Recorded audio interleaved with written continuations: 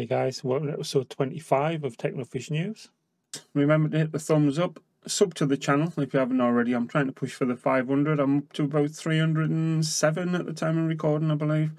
Leave feedback or remotes in the comments. Anything I'll do just to add engagement to the channel. And remember to ring the bell for alerts for new content. Also remember to hit my socials, X and TikTok at TechnoFishLive. And catch me live most nights on kick.com/TechnoFishLive from around 10 o'clock UK PM. That's when I tend to hit that most.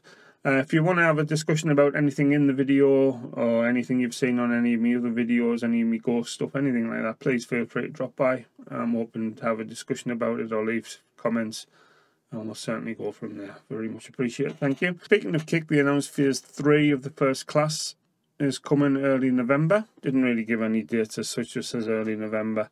And then it's going to be opening up to everybody shortly after that. So good luck to all involved. I would like to try and hit those criteria if possible. So any help would be very much appreciated. Thank you very much. There's been a lot of drama around Kick and streamers and stuff again, as per. Just seems to be relentless. So they had a bit of an issue with one of the streamers, the Dan Dangler. Apparently she's an OnlyFans model. I've not visited her streams or anything like that, so I've got no idea what it's all about.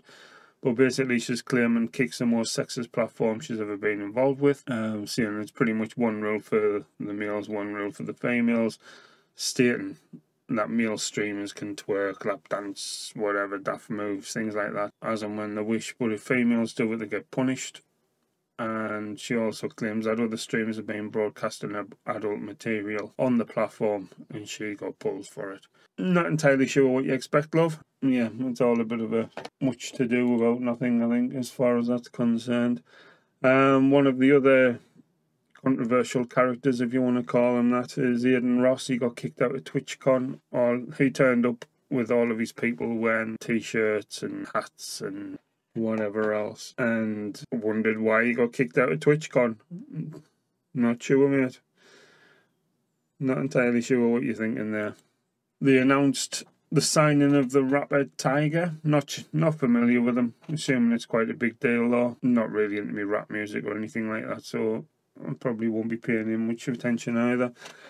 But another big signing, in my opinion, one of the bigger ones they've managed up to now, is Nick Merckx signed with the platform for 10 million. Obviously he sort of stuck with Twitch as much as he could while all the others moved on.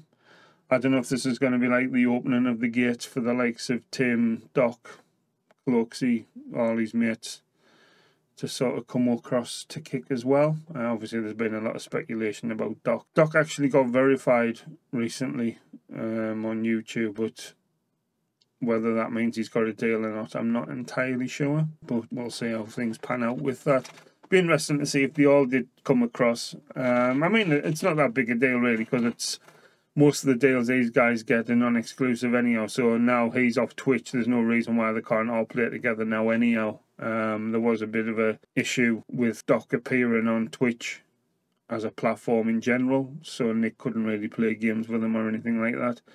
And as Tim and Cloaksy have been playing games with Doc, it'd be nice to see Nick back in the fold and see them all get back together and squad up. Be good stuff.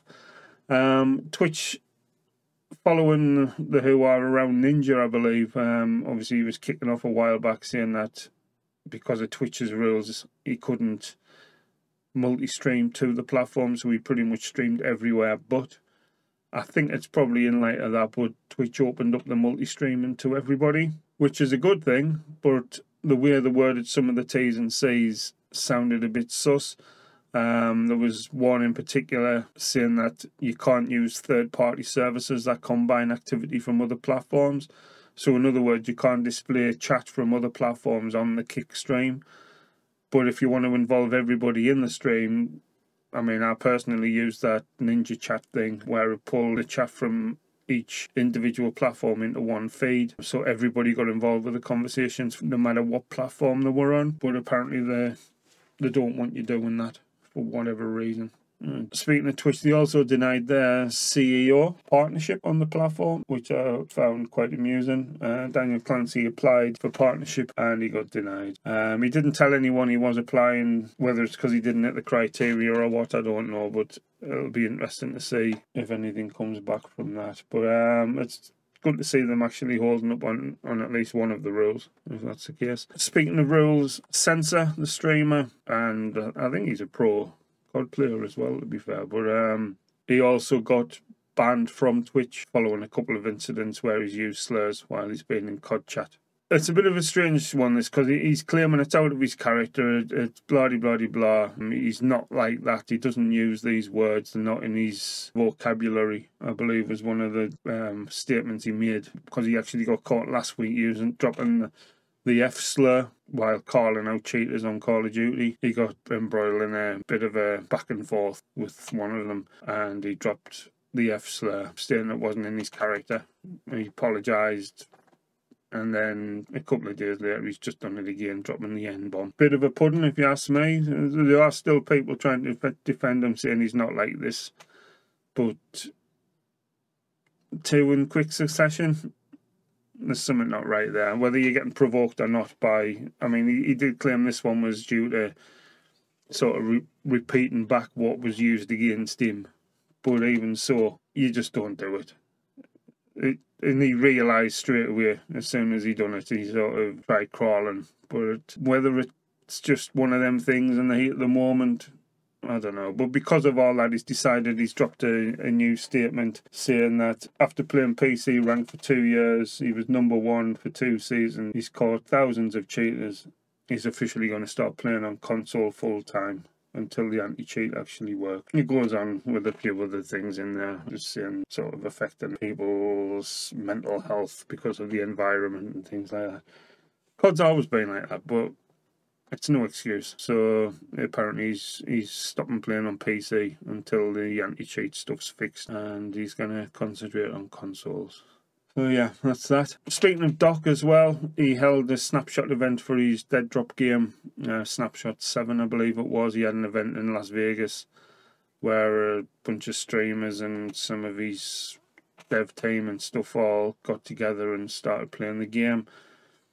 Surprise, surprise, he won the event, so he went home with a trophy. But it showed new bits of gameplay, including the bit where there's sort of like a car race at the beginning. You can shoot each other's cars and ram each other off the road and stuff. But basically the aim is, if you get to the tower first, you get the best pick of the loot, which is new in that respect. Obviously, most BRs you sort of drop in from a height and you can either just plummet straight down if you want to try and hit the ground running, or hover around and try and pick a different area. It looks like, depending whereabouts which route you take to the tower, you go to different areas. But for me, I don't know if it's just bad timing or whatever, but the few times I've actually caught them playing it, it just seems to be the same sort of outside circular area where they're just running around the rim trying to pick each other off in camp.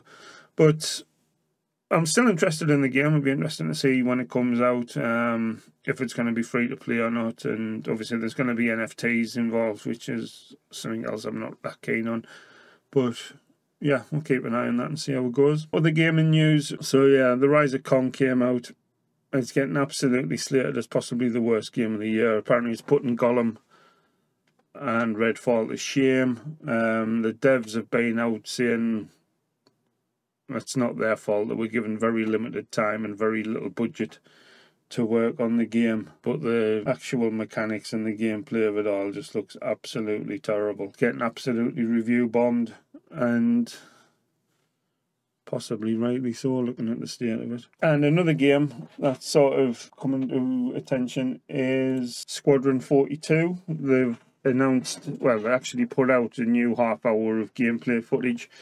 This game has been in development for pretty much as long as I can remember. I think it's about, Christ, it must be about 10, 11, maybe even 12 years this has been in development. They've announced that it's now in the polish phase, so hopefully it shouldn't be too much longer, but I've got a feeling they'll still drag it out for a few years. It's weird because like they've got so much potential. It's got so many big names attached to it. Mark Hamill's on board, Henry Cavill's on doing some voice acting, and like I'm sure they're doing like the mocap as well. All that's been complete. It's just obviously doing polishing and making sure things are as tight as it can be. The game itself looks quite impressive. It's like I don't know if you remember the old Wing Commander games. I used to play them on the SNES. They were brilliant games. I reckon this is going to be the Wing Commander of this generation. Well, chances are it'll be the next generation by the time it actually comes out. It looks pretty cool. So yeah, I'll be keeping more of an eye on that now that it's sort of past one phase and into the next. Will be good. So yeah, keep your eye out on that. That's Squadron 42. And that's pretty much all the news I have today, to be honest. I've been looking for more and more stuff, but it all just seems to be streamer drama at the minute. But I do appreciate you coming by. Thanks for watching. If you did like it, please remember to hit the thumbs up. Leave a comment for engagement. Even just a smiley face, anything like that will do, just to sort of generate some sort of engagement on the video. Sub to the channel. As I said, I'm pushing for the 500. So any help there would be very much appreciated. Hit me up on my other socials, X and TikTok at TechnoFishLive, and catch me live if you want to have a chat about any of this or any of my other videos or just gaming in general. Or if you fancy joining us on a few games of Valorant or whatever, just hit me up at kick.com/TechnoFishLive from around 10 o'clock UK PM. And I shall catch you then. Have a good one. Thanks for watching.